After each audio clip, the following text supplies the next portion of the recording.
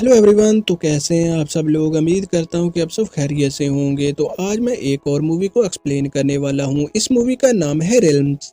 तो बात करें इस मूवी की कहानी की, तो इसकी स्टार्टिंग में हम दो लड़कियों को देखते हैं, जिनमें से एक का नाम विनी और दूसरी अर्न होती है। वो बैंक के अंदर होती है। अर्न का वहां पर बॉयफ्रेंड आ जाता है। अर्न अपने बॉयफ्रेंड के पास चली जाती है, जबकि विनी वहीं रुकी थी। तभी हम वहां पर बॉबी और जोल को भी देखते हैं, जिनके हाथ के अंदर गन होती है। वो बैंक के अंदर आ जाते हैं। सभी को जमीन पर लेटने का कह देते हैं। सभी जमीन पर लेट जाते हैं। जोल कहती है कि जो भी जमीन से ऊपर उठने की कोशिश करेगा मैं उसे मार दूंगी। जबकि बॉबी वहां पर बैंक के मैनेजर को पकड़ता है, उसे बैंक के अंदर ले जाता है, दरवाजा खोलने का कहता है। वो जैसे ही दरवाजा खोल देता है तो बॉबी वहां पर सारे पैसों को बैग के अंदर भर के वहां से निकल रहा होता है। वो जोल से कहता है चलो। जोल अपने साथ विनी और अन को भी ले लेती है। वो कहती है कि ये हमारी मुसीबत में काम आएंगे। अब हम देखते हैं कि बाहर एक गाड़ी खड़ी थी, जिसके अंदर चाउ होता है। वो गाड़ी को स्टार्ट करके वहां से जाने वाला होता है। तभी वहां पर बॉबी और जोल भी आ जाते हैं। बॉबी गाड़ी के अंदर बैठ जाता है, चाउ के सर पर बंदूक रखता है और उससे कहता है कि अगर तुमने गाड़ी को चलाना शुरू नहीं किया तो मैं तुम्हें मार दूंगा। चाउ कहता है कि तुम ऐसा क्यों कर रहे हो, मुझे छोड़ दो। बॉबी कहता है कि नहीं, तुम गाड़ी को भगाओ। तभी इतनी ही देर में वहां पर पुलिस वाले भी आ जाते हैं। चाउ गाड़ी को चलाना शुरू कर देता है, जबकि जोल गाड़ी के शीशे को तोड़ती है और लगातार पुलिस वाली गाड़ी के ऊपर फायर करना शुरू कर देती है। लेकिन इससे भी वो गाड़ियां उनका पीछा नहीं छोड़ती। थोड़ी देर के बाद ही जोल लगातार उन पर फायर करती है और उनके टायर पंचर कर देती है। अब हम देखते हैं कि वो एक सेफ जगह पर आ चुके थे। विनी वहां पर होशियारी करती है और बॉबी की गन को उठाने की कोशिश करती है। तभी बॉबी सामने से उस गन को पकड़ लेता है। इतनी ही देर में वो गन चल जाती है और उसकी गोली चाउ को लगती है।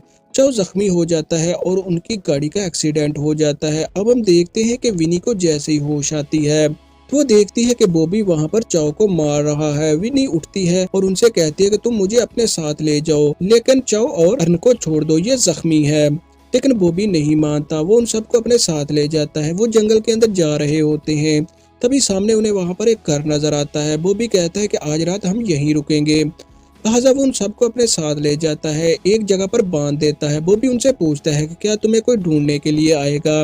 विनी कहती है कि नहीं, मुझे ढूंढने के लिए कोई भी नहीं आएगा। लिहाजा बॉबी और जोल एक कमरे के अंदर चले जाते हैं, जबकि विनी, अर्न और चाउ अभी तक उसी जगह पर बंधे हुए थे। चाउ वहां पर कोशिश करता है और रस्सी को खुला लेता है।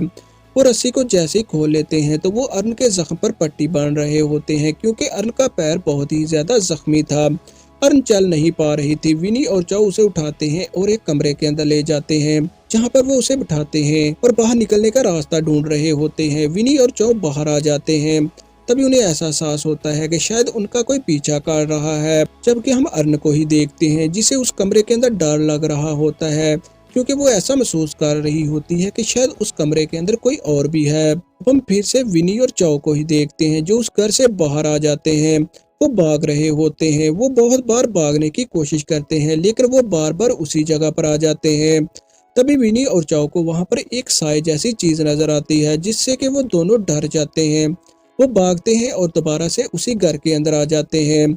विनी कहती है कि हमें अर्न को ढूंढना होगा। लिहाजा वो जैसे ही अर्न के कमरे के अंदर जाते हैं तो वो देखते हैं कि वहां पर अर्न नहीं है। विनी और चाउ अर्न को ढूंढने लगते हैं, जबकि हम बॉबी और जोल को ही देखते हैं। जोल वहां पर बॉबी से कह रही होती है, हम कब तक यही करते रहेंगे, हमें सीधा रास्ता अपना लेना चाहिए।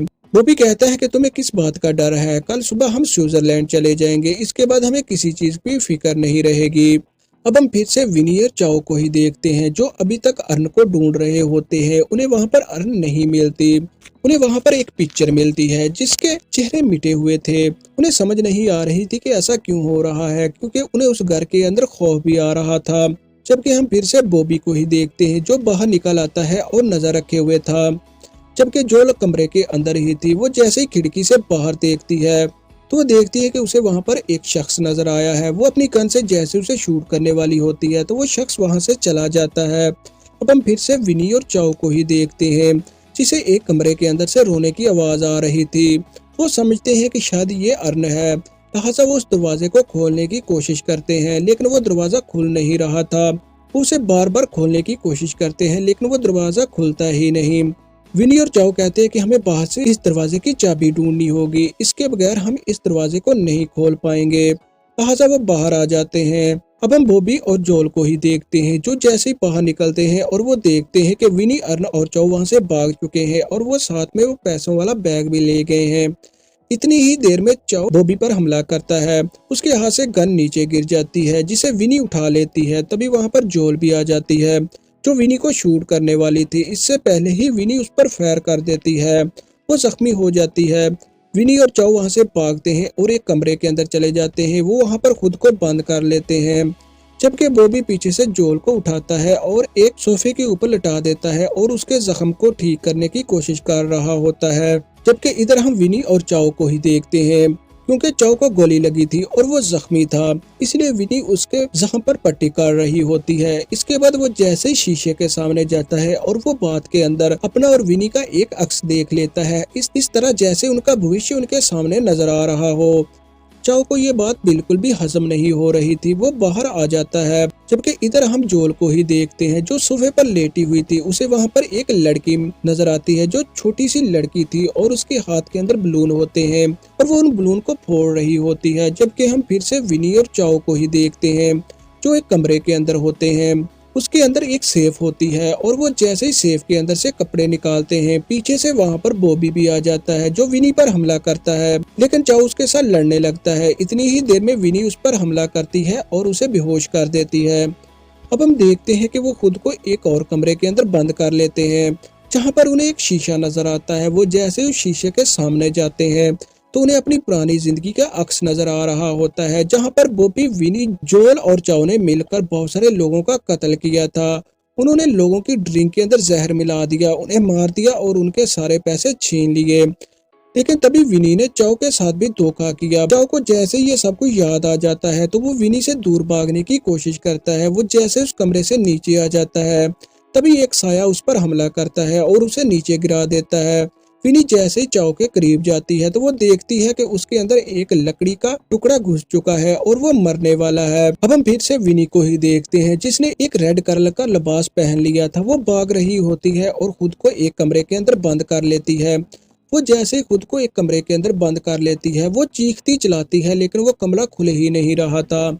उसके सामने अपनी पुरानी जिंदगी का अक्स आ रहा होता है। अब हमें कुछ समय बाद का वक्त दिखाया जाता है, जबकि हम विनी को एक बस के अंदर देखते हैं। हम वहां पर चाओ को भी देखते हैं, जो जैसे उस बस के अंदर आ जाता है वो विनी की तरफ देखता है और इसी के साथ ये कहानी इधर खत्म हो जाती है। तो थैंक यू दोस्तों, मिलते हैं नेक्स्ट वीडियो में जल्दी ही। तो तब तक आप मेरे साथ बने रहें इस चैनल पर।